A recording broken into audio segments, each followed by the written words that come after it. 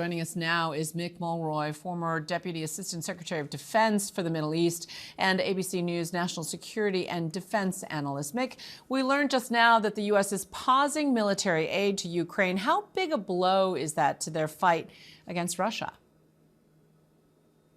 Juju, it's a big blow. I mean, not only the aid that was on the way and already been approved, but the potential that no aid will be coming in the future. Right now, Ukraine is already outnumbered vastly. So about 3-1 on troops, about 5-1 on artillery, and all the way up to 10-1 on tanks and armored personnel carrier. So any pause or disruption or stopping of aid to Ukraine will have a big impact on Ukraine in the battlefield. And likely it'll push Russia further away from the negotiation table as they'll see this as a win and things going in their direction. So it could actually extend this war substantially. I know that's not the intent, but that could be what happened, as Russia will have less of an incentive to come back to the table. And that's precisely what Zelensky said. Now, the previous administration, with broad congressional support, I might add, sent about $65 billion in military aid since Russia's invasion.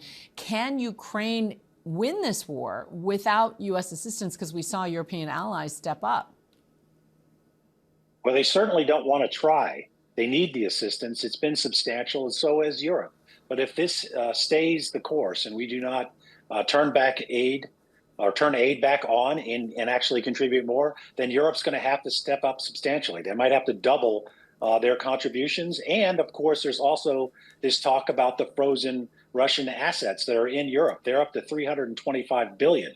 So they could make up for this. But essentially, the way the West could be strong on this is to be united, not cut any aid to Ukraine, and actually threaten Russia with increased aid if they don't come to the negotiation table. There has been almost no discussion of what Russia would give up for this, or whether they would be even willing to negotiate a ceasefire. And of course, this dramatic pause comes on the heels of that disastrous Oval Office meetup on Friday. How could this move impact U.S. and Ukrainian relations moving forward?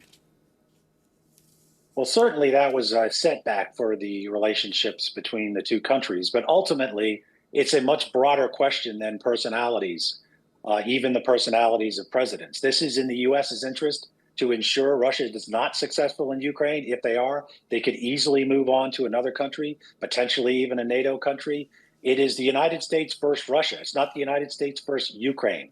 Ukraine is a country that's 28 times smaller than Russia. They need their partners and allies to win this. Most people didn't think they'd be still standing after 3 weeks, let alone 3 years. But this is a much bigger question than that one meeting, and I think that needs to come through.